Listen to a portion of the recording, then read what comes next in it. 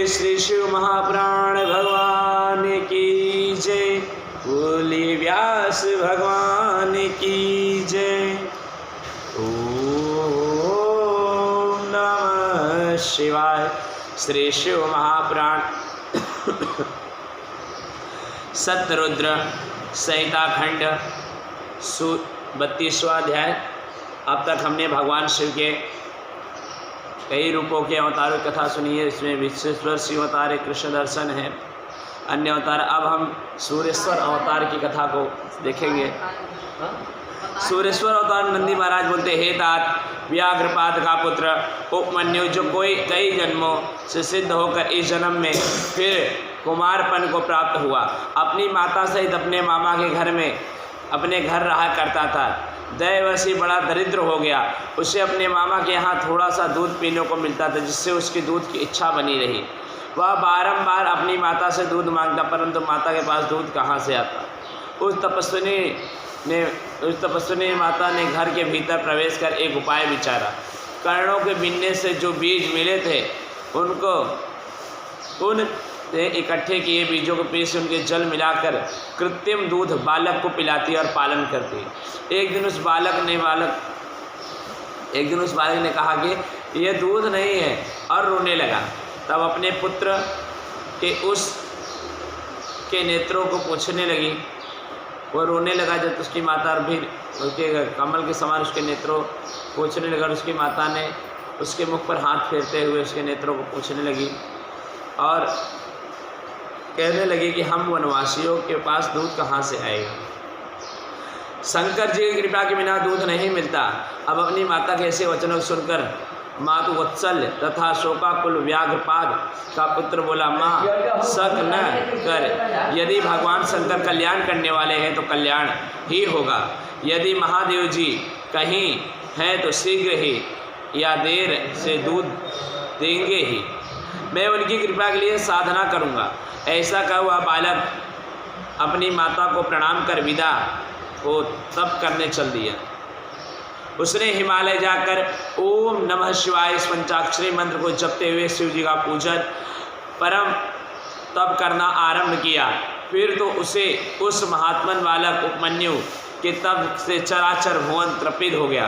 भगवान शंकर इंद्र और पार्वती जी इंद्राणी का रूप धारण कर नादिये के स्थान में ऐरावत हाथी का रूप धारण कर उस पर बैठ उस बालक के पास गए और बोले कि मैं तुम्हारे तब से प्रसन्न हूँ, जो इच्छा हो वहाँ मांग लो बालक। उस बालक ने कहा, मैं शंकर जी की भक्ति मांगता हूँ। इंद्र ने कहा क्या तुम देवताओं के स्वामी इंद्र को नहीं जानते हो? मैं वही इंद्र हूँ।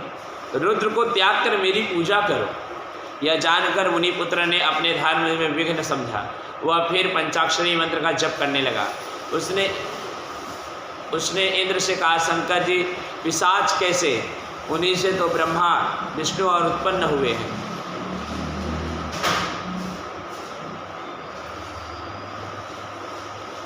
प्रकृति से परे उन देवेश्वर रुद्र को तुम नहीं जानते। हे इंद्रदेव, तुम जाओ, मैं शंकर जी से वरदान लूँगा। चाहे दूध के बिना भले ही मैं मर जाऊं, पर शंकर जी की निंदा नहीं सुनूंगा। यदि तुम फिर मेरे सामने शंकर जी की निंदा करोगे, मैं तुमको शिव के अस्त्र से अपना शरीर त्याग दूंगा, इस त्रिशूल से अपने शरीर को मार के। ऐसा करके उपमन्यु पुनः भगवान शिव की ध्यान करके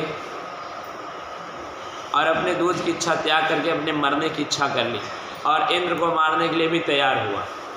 उसने भस्म उठा उसे अघोर मंत्र से अभिमंत्रित कर अपने इष्ट देव के युगल चरणों में ध्यान कर उसमें अग्नि ओम स्थापित किया और इंद्र पर छोड़ दिया। परंतु वह इंद्र तो थे ही नहीं, वो तो साक्षात शंकर जी थे। तत्काल ही प्रत्यक्ष उस ब्राह्मण को बालक को दर्शन दिया और हजारों दूध के समुद्र, अन्य भक्ष्य और भोज्य पदार्थों के समूह उसे दिखाए और पार्वती सहित बैल गणों के साथ त्रिशूल आदि सुंदर अस्त्रों से सुशोभित अपना रूप दिखाए। आकाश में धुंधवी बजने लगी और फलों की वर्षा हुई। यह देख उपमन्यु शिव जी को दंडवत प्रणाम करता और पृथ्वी पर लेट गया। फिर तो भगवान शंकर जी ने कहा, आओ। ऐसा कहते हुए उसे बुलाया और मस्तक सूंघकर वर देने को कहा। उपमन्यु ने शंकर जी की स्तुति की। शंकर जी मेरे हृदय से लगाए। मैया पार्वती ने भी प्यार किया, कुमार के समान ही अपना अक्षय कुमार नामक पुत्र बनाया। शिव जी ने क्षीर सागर के समान स्वाद युक्त अनश्वर सागर दिया। महादेव जी और माँ पार्वती जी ने बहुत से दिव्य वरदान दिए। इसे शिव जी की परम भक्ति मांगी। शिव जी ने उसके अनुसार अजर अमर और सर्वदा दुख से रहित अपनी भक्ति प्रदान की। उसे अक्षय गोत्र किया। साथ ही यह भी कहा कि मैं तुम्हारे आश्रम में निकृष्ट सदा स्थित रहूँगा। यह कह पार्वती सहित शंकर जी वहाँ अंतर्ध्यान हो गए। उपमन्यु शंकर जी द्वारा श्रेष्ठ वरों को सुन यह समाचार उसकी माता बड़ी हर्षित हुई। अब वह उपमन्यु सबका पूज्य बन गया। अब वह सारे सुखों का भागी, सभी सुखों को भोग कर इस प्रकार परमात्मा शिव ने सर्वदा सज्जनों के दयाई हैं। बोलो शिवरेश्वर भगवान की जय। ब्रह्मचारी अवतार, भगवान शिव का एक अवतार ब्रह्मचारी के नाम से। इसमें नंदी महाराज बताते, हे सनंत कुमार जी सुनिए, मैं भगवान का एक सनंत ब्रह्मचारी अवतार की कथा सुनाता हूँ। दक्ष की पुत्री माँ सती अपने पिता से अपमानित हो उन्हीं के यज्ञ में जब अपने शरीर को त्याग कर हिमालय के घर में मैना माँ के घर में उत्पन्न हुई, तब सखियों के साथ वन में जाकर विहार करने लगी और शंकर जी को अपने पति के रूप में पाने के लिए पवित्र मन से तप करने लगी।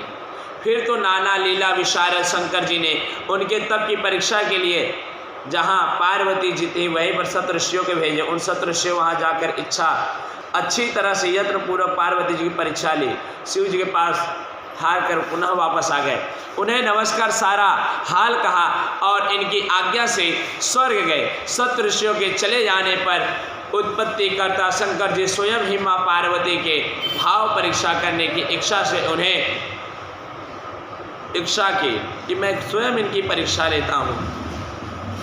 उन्हें प्रसन्न तो उन्होंने अद्भुत से अद्भुत एक ब्रह्मचारी का भेष बनाया, एक अत्यंत वृद्ध ब्राह्मण का रूप धारण किए। भगवान शंकर उत्कंठित हो देवों को देखने के लिए उनके समीप पहुँचे।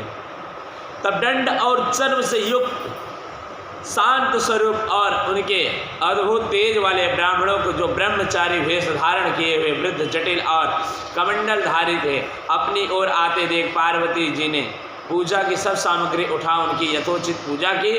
फिर सादर प्रेम पूर्वक कुशलताएं पूछी, आप कौन हैं महाराज, आप कहाँ से आए हैं। माँ पार्वती के भावों की परीक्षा से विचार से भगवान शिव बोलते हैं, मैं स्वच्छंद विचरण करने वाला एक ब्रह्मचारी ब्राह्मण हूँ तथा तपस्वी हूँ जो दूसरों को सुख देता रहता है, उसमें कोई संशय नहीं है।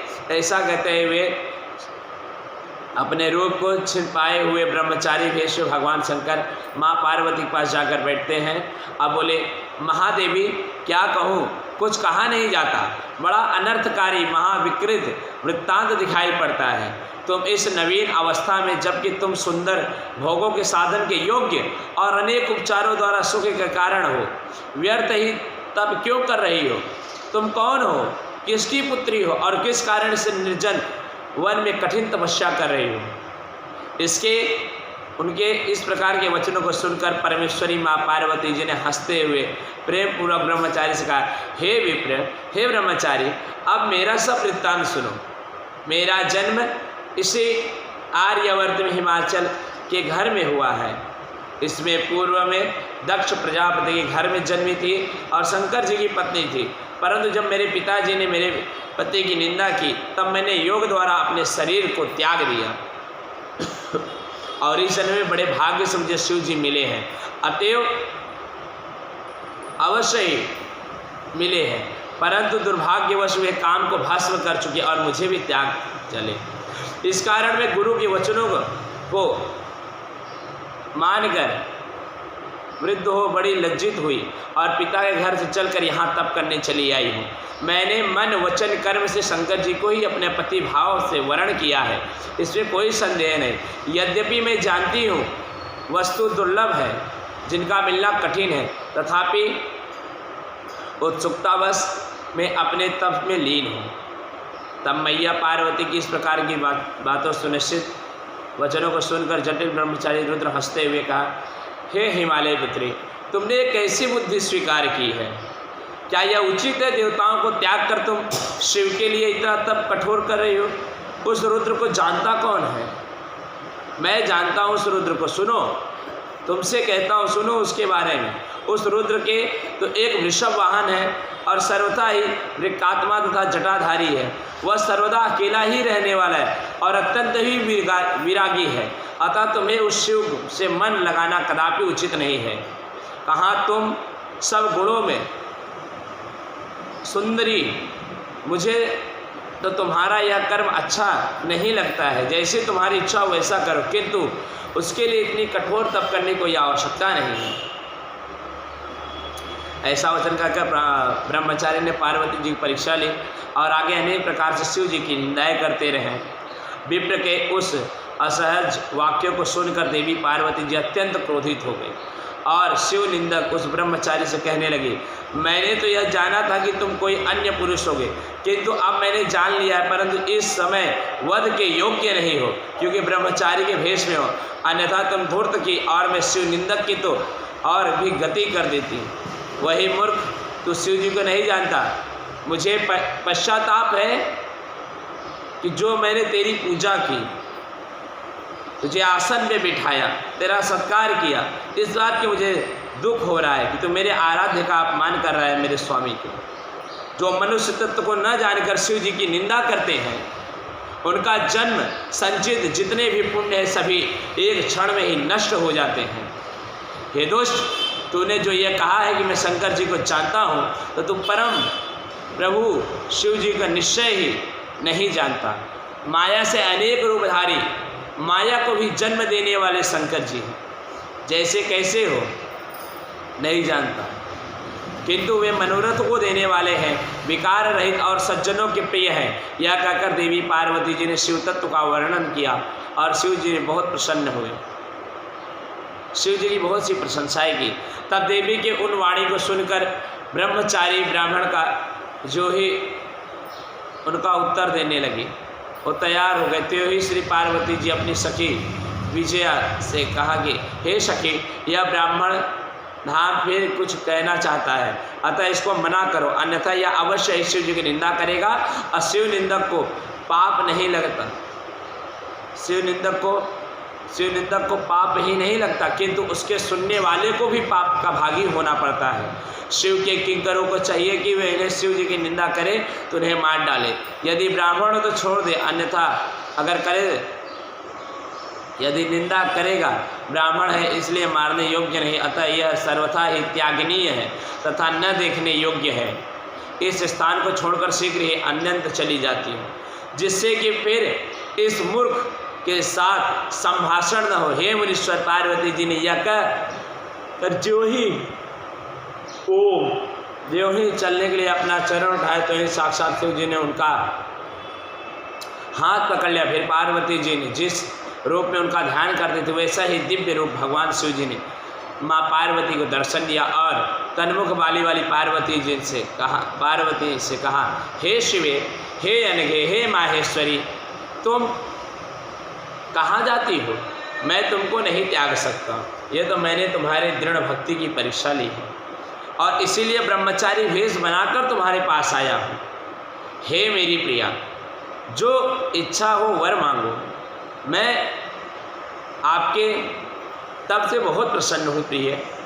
अब तुम लज्जा त्याग दो, क्योंकि तुम मेरी सनातन पत्नी हो। हे आर्या, आओ मैं तुम्हारे साथ शीघ्र ही कैलाश चलता हूँ। जब देवेश इस प्रकार कहा तो पार्वती जी अति प्रसन्न हुई और कठिन तप का सारा दुख भूल गए। सहस्त्रों वर्षों तक जो उन्होंने तपस्याएं की, फिर शिव जी के इस दिव्य रूप को देखकर लज्जा से नीचे करके अपने मुख को प्रेम पूर्वक बोले, हे देवेश, यदि आप प्रसन्न हैं तो मुझ पर कृपालु तो मेरे पति होइए। फिर तो शिव जी ने सविधि पार्वती जी को पाणी ग्रहण किया और कैलाश की यात्रा की और इस प्रकार शिव जी उमा के पति बन गए। बोले उमापति महादेव की जय। श्री शिव महापुराण भगवान की जय। श्री शिव महापुराण सतरुद्र संहिता खंड 33वां अध्याय पूर्ण पद। ओम नमः शिवाय।